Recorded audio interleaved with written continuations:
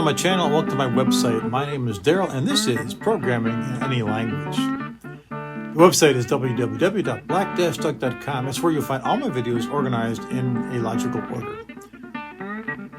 The substring method returns a portion of the target string beginning with a starting position. The remaining portion of the string is returned unless an optional count parameter is added to the method, which will limit the return portion of the string to a set number of characters. Now, that's a mouthful. Think of it this way.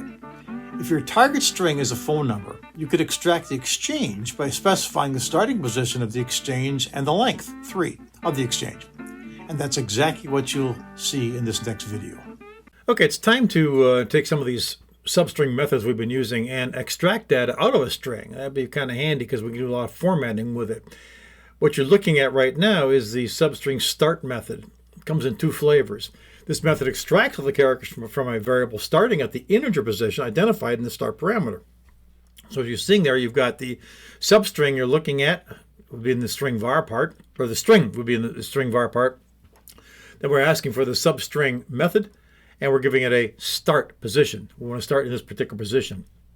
The add-on to this is you can also do a substring var and do it for a count. So this method examines and extracts all the characters from the variable starting at the integer position, identified the start parameter, and continues for the number of characters specified in the count. So you can specify a certain area of this thing. What does all this mean? Well, if you take a look at phone number app, and we'll look at this thing in a second here. You look at phone numbers, we've got a simple phone number right here with parentheses around it, space 271-7748. If we wanted to extract the area code, extract the extension, extract the number out of it, we could parse this out by using the substring start count method, even the substring start method. The code might look like this. To get the area code, we take it and put it and look at the substring from starting position 1, which is 1 after the parentheses, and go for 3 positions. That brings out your area code, and we can assign that to the label area code.text. We then can take the extension and do a substring on the entire number again, starting at position 6 and counting for 3. This will give us the extension number. And to get the phone number itself, the last 4 digits, we can use substring 10. Starting position 10, everything after that. We don't have a count here at all. We're just going to take whatever's there. What does it look like? It looks like this when it's all done. You end up with the phone number being parsed out, the area code, the extension, and the number, which makes it kind of handy if you've got a series of phone numbers that you'd like to do with this. Now let's take a look at this in code. I've got an application right here which has the phone number in it. It's hard-coded into a text box, as you can see down here. I've got 3 labels here, area code, extension, and number, which are sitting here.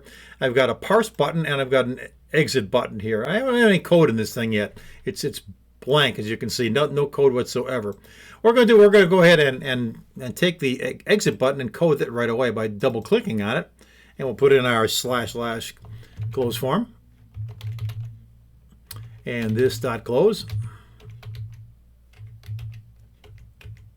And that'll close our form. We'll go back to our form again then and look at this stuff. We want to get the area code out and the extension and the number. And how do we do this? Well, we use that substring start count method to actually do this. I'm going to hit the parse button right here. And what's it going to do first? Well, what I'm going to do is I'm going to say, well, in my label area code, and remember we have that here. We have these labels. This is label area code. This is label extension. And this is label number. I want to grab the label area code and grab the area code, the 232, out of this number right here. And how do I do that? Well, by double-clicking on parse, I can simply say LBL area code dot text is equal to txt phone number, that's our text box, dot text, and then I want to say dot substring. Give me the substring of this thing. Starting in position 1, that's 1 after the, remember the string will start at 0 where that first parentheses is. I want the 1, comma 3, and pull it. That's going to grab the area code.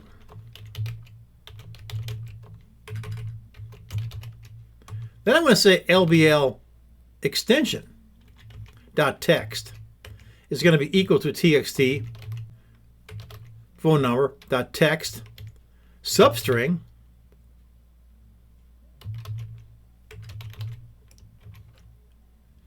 Oh, actually, I got a period here. There we go. Substring. Substring.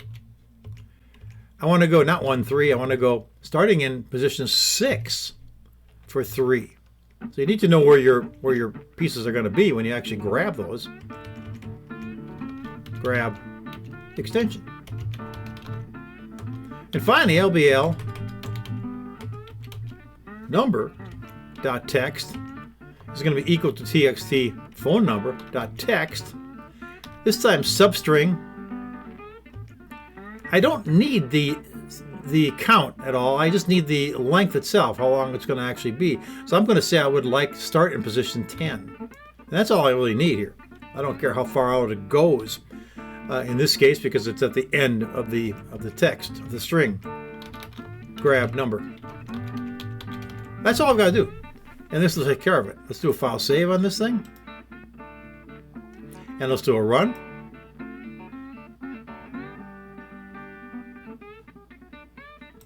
Here's our application. We've got that number sitting in the text box. You can bring it in through a file. You can read a bunch of them, whatever you need to do. We'll parse it, and bang, it grabs a 232, it grabs a 271, and grabs a 7748 out of here, and perfectly stacks them where they're supposed to be. So it's kind of a nice little application, and we'll see more of this in the future to see how we can actually use this. Exit out. Here we go. This makes a little more sense when you see how it works in a program. In the application section, you will find a video that reads a series of telephone numbers, all in different formats, and uses text processing methods, including substring, to format them all in a like manner. Next, we'll look at the insert method. With insert, we'll add data directly to the string. Thanks for watching. Don't forget to use the website for easy access to all my videos. If you get a chance, please subscribe. That way, you'll be notified when something new is available. We'll see you in the next video. Take care.